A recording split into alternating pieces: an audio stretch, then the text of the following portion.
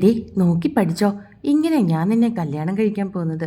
തരുണും സോനയും വിവാഹത്തിന് അച്ഛന്മാരുടെ മുൻപിൽ നിൽക്കുന്നത് കണ്ടതും അശ്വിൻ പതിയെ അവളുടെ ചെവിയിൽ പറഞ്ഞു.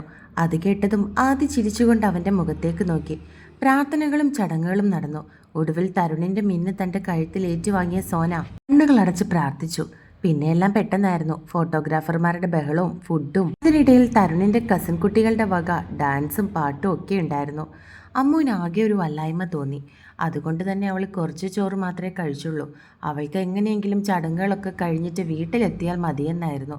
ഫുഡൊക്കെ കഴിച്ചു കഴിഞ്ഞതിന് ശേഷം അശ്വിനും അമ്മുവും സിദ്ധുവും ആദിയും ഒക്കെ തരുണിനും സോനയ്ക്കും ഒപ്പം ഫോട്ടോ എടുക്കാൻ സ്റ്റേജിലേക്ക് ചെന്നു. സിദ്ധുവും അശ്വിനും തരുണിനെ കളിയാക്കുന്ന തിരക്കിലായിരുന്നുവെങ്കിൽ പെൺപിള്ളേർ രണ്ടുപേരും സോനയെ ട്രോളി. നിന്റെ മുഖം എന്താ വല്ലാതിരിക്കുന്നേ? നിനക്ക് വയ്യായോ?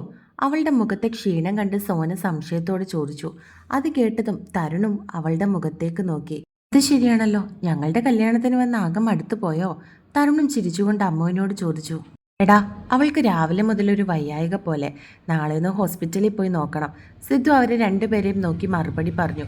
അത് കേട്ടതും സോന സംശയത്തോടെ അവളുടെ മുഖത്തേക്ക് നോക്കി. അതിനമ്മു അവളെ നോക്കി ഒന്ന് പുഞ്ചിരിച്ചു. അതിൽ നിന്നും സോനയ്ക്ക് ഏകദേശം കാര്യങ്ങളൊക്കെ മനസ്സിലായി. ചാച്ചാ, നമ്മൾ രണ്ടുപേരും ആൻറ്റി അങ്കിളും ആകാൻ പോവുകയാണോ എന്നൊരു സംശയം സോന തരുണിനോട് പറഞ്ഞതും തരുൺ സിദ്ധുവിൻ്റെ മുഖത്തേക്ക് നോക്കി. എടാ, സംശയം മാത്രമേ ഉള്ളൂ, കൺഫേം ആയിട്ടില്ല. സിദ്ധു അവൻ നോക്കുന്നത് കണ്ടതും ചിരിച്ചുകൊണ്ട് മറുപടി പറഞ്ഞു. അവർ 4 പേരും കൂടി സംസാരിച്ചു കൊണ്ടിരുന്നപ്പോഴേക്കും പിന്നെ കുടുംബക്കാരൊക്കെ ഫോട്ടോ എടുക്കാൻ വരാൻ തുടങ്ങി. ശരിയടാ, നിങ്ങളുടെ കാര്യം നടക്കട്ടെ, ഞങ്ങൾ വീട്ടിലേക്ക് പോവുക. അവൾക്ക് വല്ലാത്ത ക്ഷീണം പോലെ. ഞാൻ അമ്മുവിനെ വീട്ടിലാക്കിയിട്ട് വൈകിട്ട് അങ്ങോട്ടേക്ക് വരാം. ആദ്യം അശ്വിൻ ഇവിടെ നിൽക്കട്ടെ. ചടങ്ങുകളൊക്കെ കഴിഞ്ഞിട്ട് അശ്വിൻ ഇവളെ വീട്ടിലേക്ക് കൊണ്ടാക്കിയാൽ മതി. സിദ്ധു അവരെ നോക്കി പറഞ്ഞു. എടാ, ഞാനിന്ന് ഇവളുടെ വീട്ടിലാ. 3 ദിവസം കഴിഞ്ഞിട്ട് എൻ്റെ വീട്ടിലേക്ക് വരുള്ളൂ. അത് കേട്ട തരുൺ സിദ്ധുവിനോട് പറഞ്ഞു. ഓ ശരിയാണല്ലോ, നിങ്ങളുടെ ചടങ്ങ് അങ്ങനെയാണല്ലേ. ഞാൻ പെട്ടെന്ന് ഞങ്ങളുടെ ചടങ്ങ് ഓർത്തു, അതാ അങ്ങനെ പറഞ്ഞത്. അപ്പോൾ പിന്നെ 3 ദിവസം കഴിഞ്ഞിട്ട് കാണാം. ഞങ്ങൾ പോട്ടെ. സിദ്ധു പറഞ്ഞതും തരുൺ തലയാട്ടി. പോവുകയാണോടി? എല്ലാം കഴിഞ്ഞിട്ട് പോയാൽ പോരായിരുന്നോ? സോന അമ്മുവിൻ്റെ കയ്യിൽ പിടിച്ചുകൊണ്ട് പറഞ്ഞു. അവലെ എഴുന്നേറ്റ് ഒരുങ്ങിയത് കൊണ്ടൊക്കെ ആയിരിക്കും. എനിക്ക് വല്ലാത്ത തലവേദന ക്ഷീണമൊക്കെ ഉണ്ട്, അതുകൊണ്ടല്ലേ. ഇല്ലെങ്കിൽ എല്ലാം കഴിഞ്ഞ് നിന്റെ വീട്ടിലും വന്നിട്ടല്ലേ ഞാൻ പോവുള്ളൂ. അമ്മ പറഞ്ഞതും സോന തലയാട്ടി. സാരമില്ലടി, നാളെ ഹോസ്പിറ്റലിൽ പോയിട്ട് എന്തായാലും എന്നെ വിളിക്കണേ. എനിക്ക് നല്ല എക്സൈറ്റ്മെൻ്റ് ഉണ്ട് എന്തായിരിക്കും റിസൾട്ട് എന്നറിയാൻ. ഞാൻ അവളെ നോക്കി ചിരിച്ചുകൊണ്ട് പറഞ്ഞു. അതിനവൾ പുഞ്ചിരിയോടെ തലയാട്ടി. അവർ രണ്ടുപേരും സോനയോടും തരുണിനോടും യാത്ര പറഞ്ഞതിന് ശേഷം സ്റ്റേജിൽ നിന്നും ഇറങ്ങി. നിങ്ങൾ ചടങ്ങുകളൊക്കെ കഴിഞ്ഞതിന് ശേഷം വന്നാൽ മതി.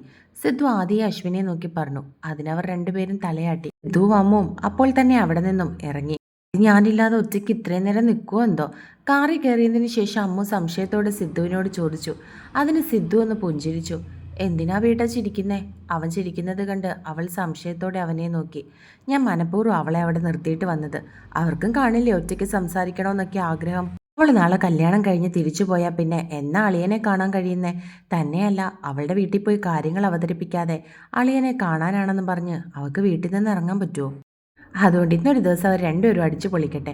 സിദ്ധു ചിരിച്ചുകൊണ്ട് അവളെ നോക്കി പറഞ്ഞതും അവൾ അപ്പോഴാണ് അങ്ങനെയൊക്കെയുള്ള കാര്യങ്ങളെപ്പറ്റി ചിന്തിക്കുന്നത് തന്നെ. അഭിക്ക് അങ്ങനെയുള്ള കാര്യങ്ങളിലൊക്കെ ഒരു പ്രത്യേക കഴിവാണെന്നും എല്ലാം കണ്ടറിഞ്ഞ് ചെയ്യുമെന്നും അമ്മുവിന് അറിയാമെങ്കിലും ഇതിനെപ്പറ്റി അവൾ അത്ര ചിന്തിച്ചിരുന്നില്ല. അത് കേട്ടതും അവൾ അവൻ്റെ മുഖത്തേക്ക് നോക്കിയൊന്ന് പുഞ്ചിരിച്ചു. അവനും തിരികെ ചിരിച്ചു. അവർ പോവണ്ടായിരുന്നു അല്ലേ അശ്വിനേട്ടാ? അമ്മുവിന് വയ്യാത്തതുകൊണ്ടാണ് പോയത്. ഷേ. അവരുടെ കാറ് ഗേറ്റ് കടന്നു പോകുന്നത് കണ്ടതും ആദ്യം നഖം കടിച്ചുകൊണ്ട് അശ്വിൻ്റെ മുഖത്തേക്ക് നോക്കി പറഞ്ഞു.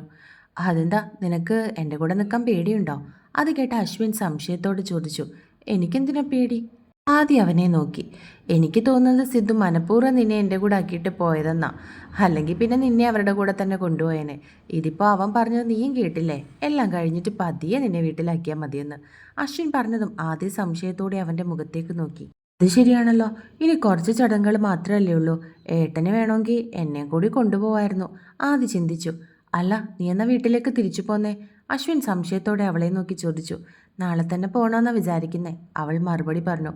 നീ നമ്മുടെ കാര്യം വീട്ടിൽ പറഞ്ഞിട്ടുണ്ടോ? അവൻ വീണ്ടും ചോദിച്ചു. അങ്ങനെ ഡീറ്റെയിൽ ആയിട്ടൊന്നും പറഞ്ഞിട്ടില്ല, പക്ഷെ അച്ഛനിടയ്ക്ക് കല്യാണക്കാരും പറഞ്ഞിരുന്നു. അപ്പം ഞാൻ പറഞ്ഞു ഒരാളെ കണ്ടെത്തിയിട്ടുണ്ട്, അയാൾക്കും കൂടി ഇഷ്ടമാണെങ്കിൽ അച്ഛയോട് പറയാമെന്ന്. അവൾ ചിരിച്ചുകൊണ്ട് അവനെ നോക്കി മറുപടി പറഞ്ഞു. എന്നിട്ട് അച്ഛൻ നിന്നോടൊന്നും പറഞ്ഞില്ലേ? അവൻ വീണ്ടും ചോദിച്ചു. എൻ്റെ അച്ഛനും അമ്മയ്ക്കും അങ്ങനെ പ്രശ്നമൊന്നുമില്ല, പക്ഷെ വേറെ മതാണെന്ന് പറഞ്ഞാൽ അവർക്ക് എന്ത് തോന്നുമെന്ന് എനിക്കറിയില്ല. അല്ലാതെ ഒരാളെ ഇഷ്ടപ്പെട്ടു എന്ന് കരുതി പ്രശ്നങ്ങളൊന്നുമില്ല. അവൾ അവനെ നോക്കി മറുപടി പറഞ്ഞു. അപ്പോൾ നീ ഞാൻ ക്രിസ്ത്യനാണെന്ന് പറയുമ്പോൾ അവർ സമ്മതിച്ചില്ലെങ്കിൽ എന്ത് ചെയ്യും? അവളുടെ മനസ്സറിയാൻ എന്ന പോലെ അവൻ സംശയത്തോട് ചോദിച്ചു. സിദ്ധുവായിട്ട് സംസാരിക്കാമെന്ന് പറഞ്ഞിട്ടുണ്ടല്ലോ. എൻ്റെ അച്ഛനും അമ്മയ്ക്കും ഏട്ടനെ ഭയങ്കര ജീവനാണ്. പ്രത്യേകിച്ച് ഏട്ടൻ്റെ അമ്മയും അച്ഛനും സിദ്ധിയൊക്കെ പോയതിനു ശേഷം ഒരു പ്രത്യേക സ്നേഹമുണ്ട്.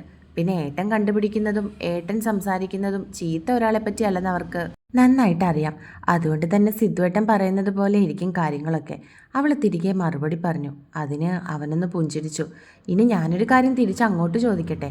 അവൾ ചോദിച്ചതും അവനത് എന്താന്നുള്ള അർത്ഥത്തിൽ അവളുടെ മുഖത്തേക്ക് നോക്കി.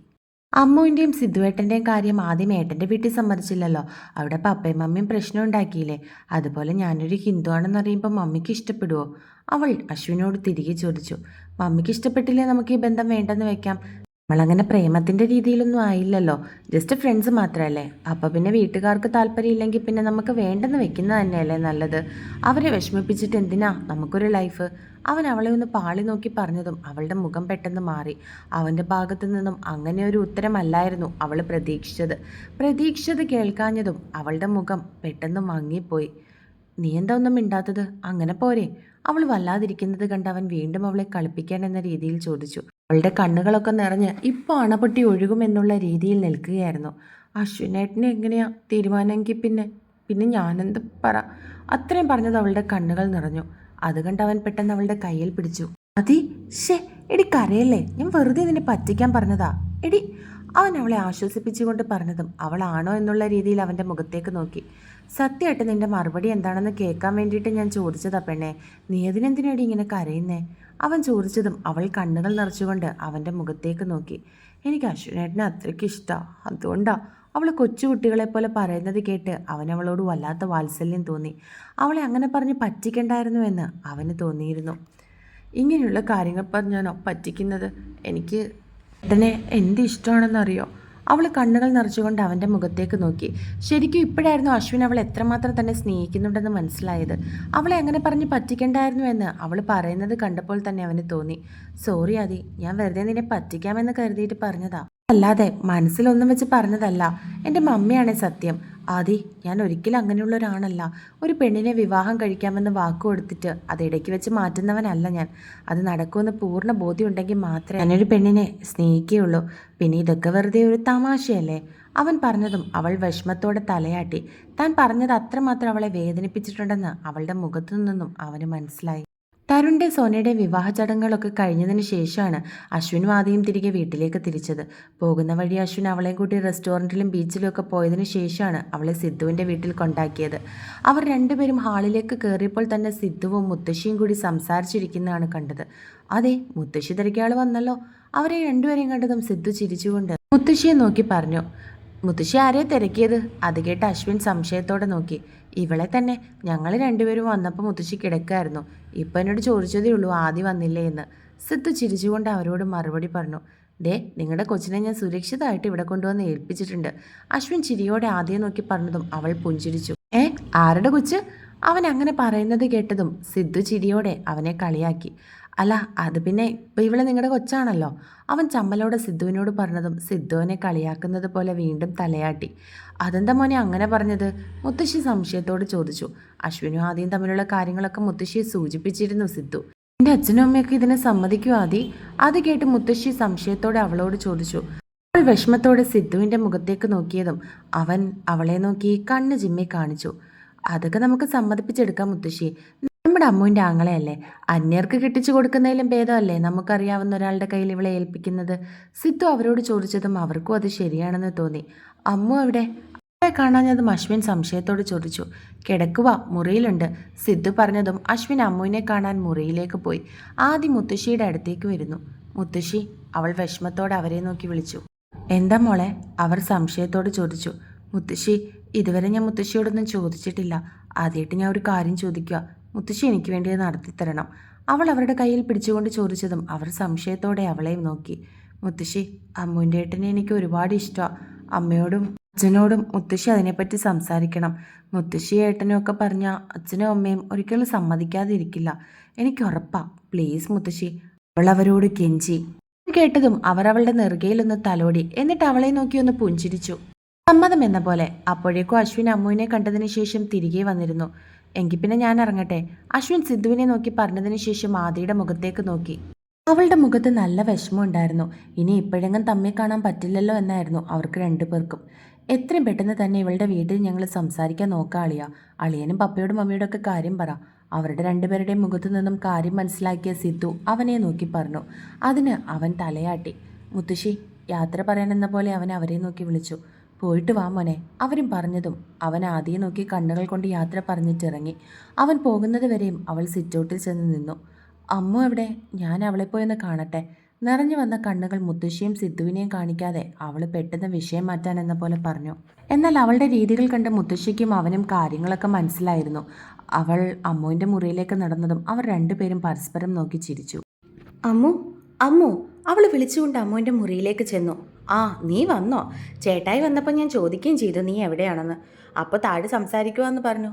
എങ്ങനെയുണ്ടായിരുന്നു ഞങ്ങൾ വന്നതിന് ശേഷമുള്ള ചടങ്ങുകളൊക്കെ? അവളെ കണ്ടതും കട്ടിലിൽ നിന്നും എഴുന്നേറ്റ് ചിരിയോടെ അവളോട് ചോദിച്ചു അമ്മു. സൂപ്പർ. ഞാൻ ഇന്നുവരെ ഒരു ക്രിസ്ത്യൻ വിവാഹത്തിന് പോയിട്ടില്ല. ആദ്യമായിട്ടാണ് ഞാൻ നിങ്ങളുടെ ചടങ്ങുകളൊക്കെ കാണുന്നത്. എനിക്ക് ഒരുപാട് ഇഷ്ടപ്പെട്ടു. അവൾ തിരികെ പറഞ്ഞു. നീയും അതുപോലെ തന്നെ നിൽക്കേണ്ടതല്ലേ? എല്ലാം കണ്ട് പഠിക്കട്ടെ എന്ന് കരുതിയിട്ടാ ഞങ്ങൾ നിന്നെ അവിടെ നിർത്തിയിട്ട് വന്നത്. അമ്മു ചിരിച്ചുകൊണ്ട് അവളോട് പറഞ്ഞതും ആദിയുടെ മുഖം നാണത്താൽ ചുമന്നു. അത് പറഞ്ഞപ്പോൾ പെണ്ണിൻ്റെ ഒരു നാണം കണ്ടില്ലേ? അമ്മു അവളെ കളിയാക്കി.